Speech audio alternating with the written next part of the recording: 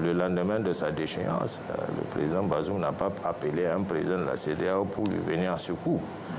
Il a appelé directement le président français pour lui venir en secours. Donc moi, je ne vois pas par comment est-ce que la CEDEAO peut s'inscrire dans cette dynamique-là et vouloir aujourd'hui remettre Bazoum en selle. C'est une erreur fondamentale. Ces propos sont tenus par le ministre de l'Intérieur du Niger lorsqu'il est interrogé suite à la tentative d'évasion de Bazoum. À nouveau, je suis particulièrement déçu de l'attitude des chefs d'État de la CEDEAO. Je vous laisse écouter d'abord les propos du ministre et nous reviendrons sur l'attitude de Bazoum, de la CEDEAO et de Macron.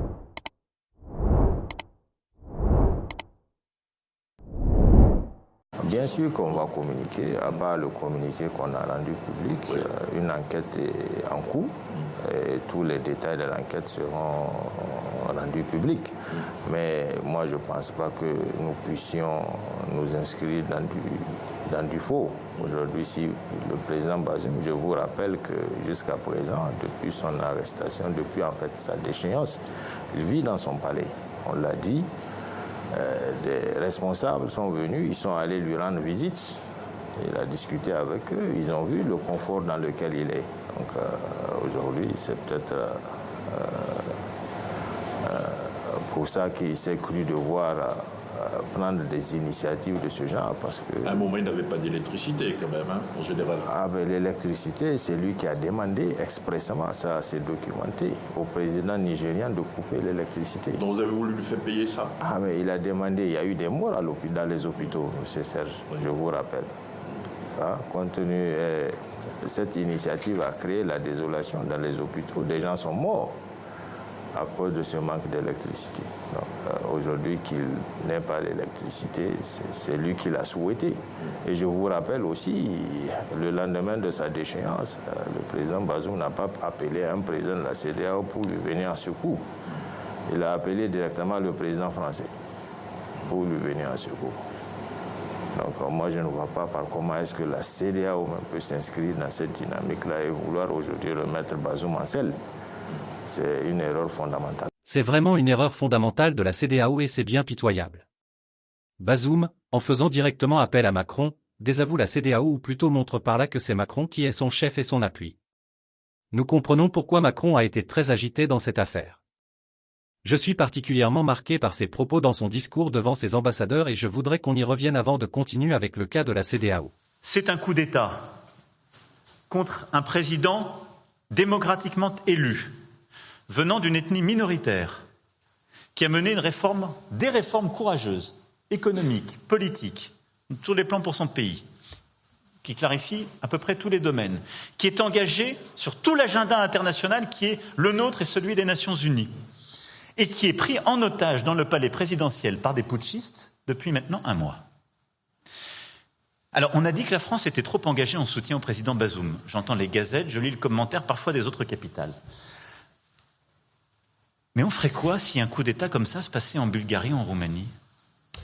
On irait dire, il ne faut pas trop s'engager. On va regarder, parce que les putschistes nous ont proposé un Premier ministre.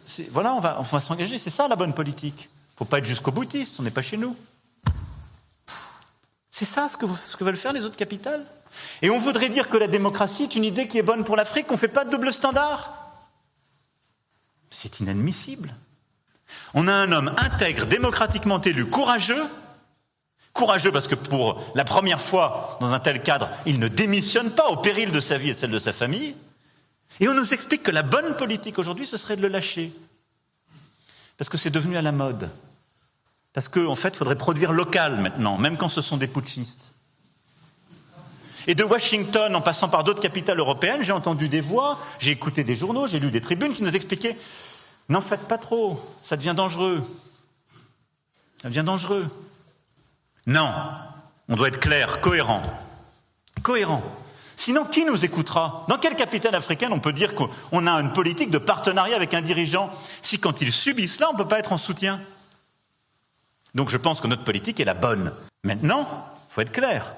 Nous ne sommes pas engagés et il ne faut pas céder à un narratif utilisé par les putschistes qui consisterait à dire notre ennemi est devenu la France.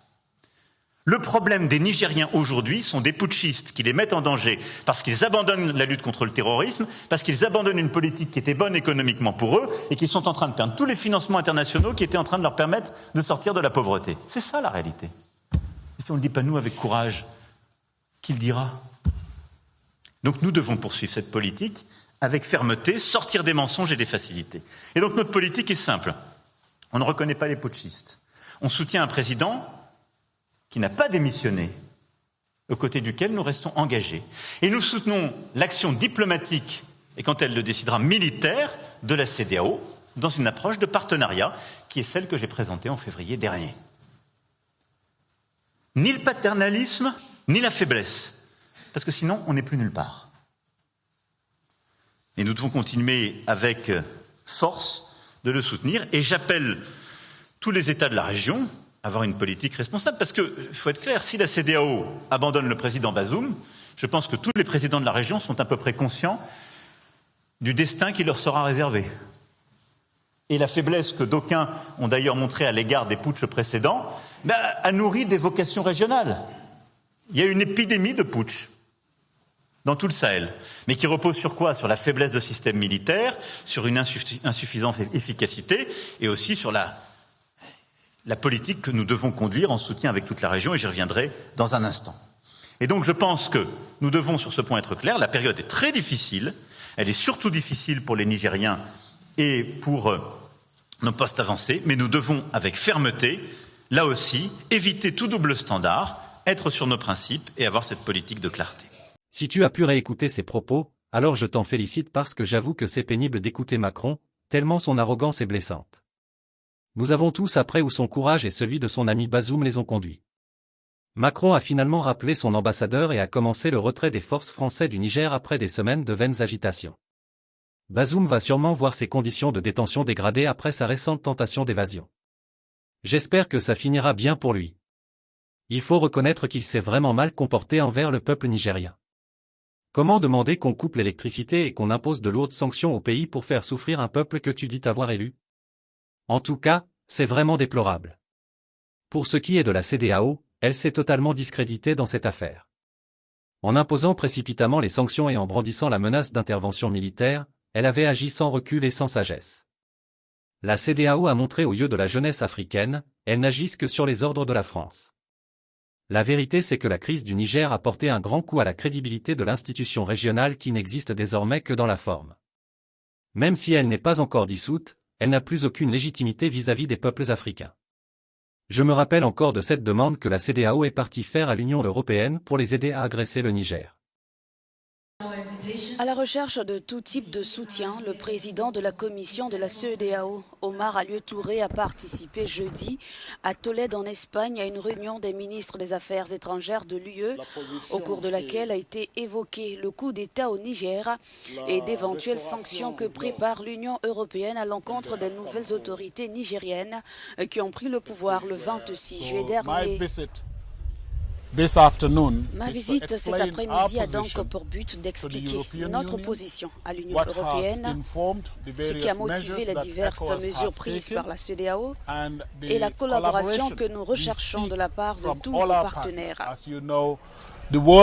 Comme vous le savez, le monde est un village planétaire. Un événement dans un endroit particulier affecte le monde entier.